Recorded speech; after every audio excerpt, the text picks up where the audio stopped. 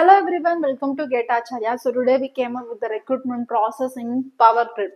So Power Gridல யாரை recruit பண்றாங்க அப்படின்னு பார்த்தோம்னா engineering trainees தான் வந்து recruit பண்றாங்க. So based on GATE 2026 examinations based பண்ணி இந்த recruitment process இருக்கு. இந்த யாரெல்லாம் recruit பண்றாங்க அப்படின்னு பார்த்தோம்னா so electrical, electronics, civil and computer science disciplineல இருக்கு முடிச்சிருந்தாங்க. GATE 2026க்கு appear ஆகி with valid GATE score வச்சிருந்தாங்க அப்படின்னா they are eligible to apply for this postings called engineering trainee. So fresh engineers தான் வந்து recruit பண்றாங்க. Like freshers தான் வந்து recruit பண்றாங்க. So based on this company பத்தி பார்த்தோம் அப்படின்னா so which is coming under Maharatna. So PSC sectors கீழ 3 sectors இருக்கு. அதுல டாப் மோஸ்ட் வந்து Maharatna தான் இருக்கு. So Maharatnaல பாத்தீங்க அப்படின்னா பிளேஸ் ஆனீங்க உங்களோட பே ஸ்கேல் வந்து நல்லா டிஃபைன் பண்ணி காட்டும். So இதோட ஆபரேஷன்ஸ் எல்லாமே வந்து தெளிவா PDF ல கொடுத்திருக்காங்க. So what is the thing அப்படின்னு பார்த்தோம்னா 1,80,849 CKM transmission lines வந்து இதுக்கு இருக்கு. Along with that 1 lakh kilometers of telecom networking இருக்கு. And it has around 3,000 intra-city networks in 500 cities and then 286 sub-branches வந்து இதுக்கு இருக்கு. So இதுல பாத்தீங்க அப்படின்னா renewable energy projects are being established. எங்க எஸ்டாப்ளிஷ் பண்ணிருக்காங்க அப்படின்னு பார்த்தோம்னா ராஜஸ்தான், குஜராத், தமிழ்நாடு, கர்நாடகா, ஆந்திர பிரதேஷ், மகாராஷ்டிரா அண்ட் லடாக்ல வந்து எஸ்டாப்ளிஷ் பண்ணிருக்காங்க. ஸோ இதை பேஸ் பண்ணி தான் வந்து இப்போ ரெக்ரூட்மெண்ட் ப்ராசஸே போயிட்டு இருக்கு. ஸோ இதுல எல்லாம் வந்து லைக் டிமாண்ட் இருக்கனால they are going to recruit persons which were under civil, electrical and then which electrical and electronics, computer science backgroundல இருக்க எல்லாத்தையுமே வந்து ரெக்ரூட் பண்ண போறாங்க. ஸோ இதுல பாத்தீங்க அப்படின்னா GATE 2026 கோர்ஸ் வந்து மோஸ்ட் இம்பார்ட்டன்ட் பேசிக் ரோலாவே இருக்கு இந்த ரெக்ரூட்மெண்ட் ப்ராசஸ்க்கு. அண்ட் தென் எலிஜிபிலிட்டி கிரைட்டீரியா அப்படின்னு பார்த்தோம் அப்படின்னா ஸோ என்ஜினியரிங் ட்ரெயினி தான் வந்து போஸ்டோட roll.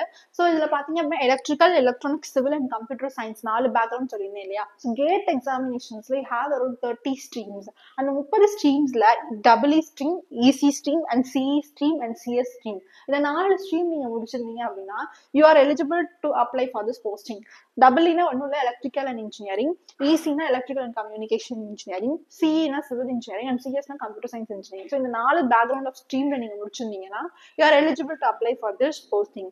So next upper age limit பாத்தீங்க அப்படின்னா 28 இயர்ஸ்க்குள்ள நீங்க இருந்தீங்கன்னா you can apply for this.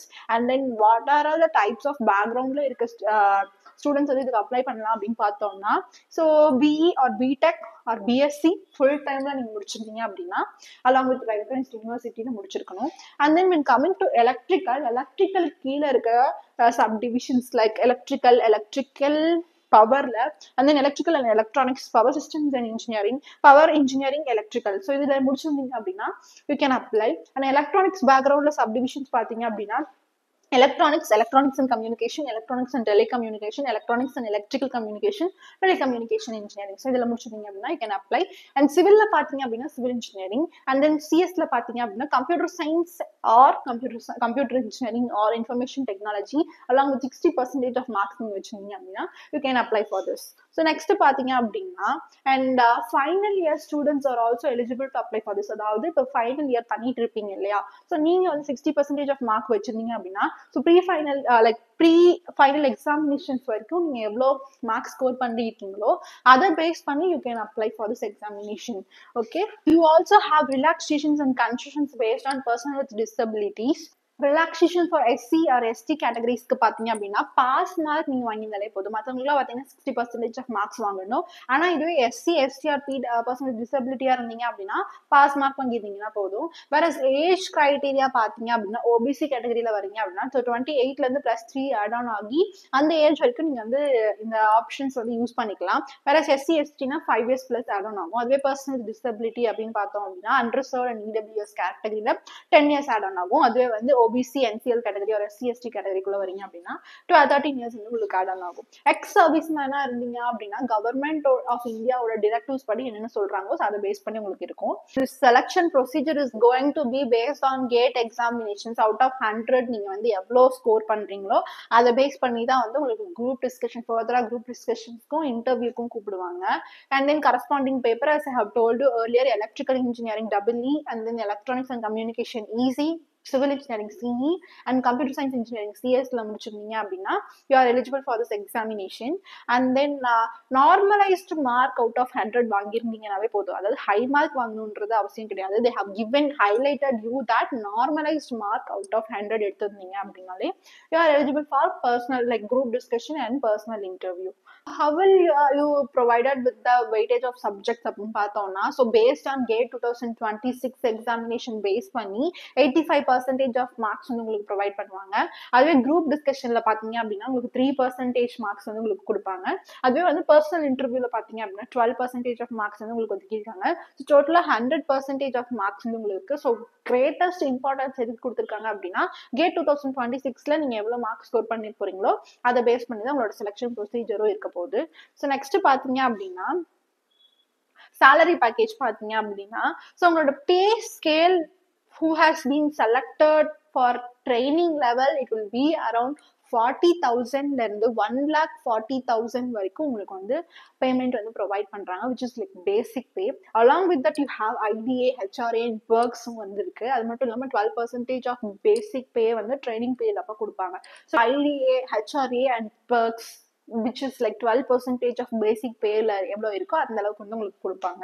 So next during training பீரியட்ல வந்து உங்களுக்கு எவ்வளவு சேலரி பேக்கேஜ் வரும்னு பாத்தீங்கன்னா ஸோ 11 lakhs per annum வரைக்கும் நீங்க வாங்க முடியும். ஸோ ட்ரைனிங் பீரியட் அப்ப நீங்க 11 lakhs வாங்குவீங்க. அதுவே நீங்க ட்ரைனிங் பீரியட் முடிச்சக்கு அப்புறம் அதாவது after successful completion of your training period எவ்வளவு வாங்குவீங்க அப்படின்னு பாத்தீங்கன்னா 22.50 lakhs per annum வந்து நீங்க வாங்குவீங்க. ஸோ அது மட்டும் இல்லாம இன்ஜினியரிங் E2 ஸ்கேல இருக்கவங்க பாத்தீங்க அப்படின்னா 50,000ல இருந்து 1,60,000 வரைக்கும் வந்து உங்களுக்கு வந்து மினிமமா பேமெண்ட் கிடைக்கும்.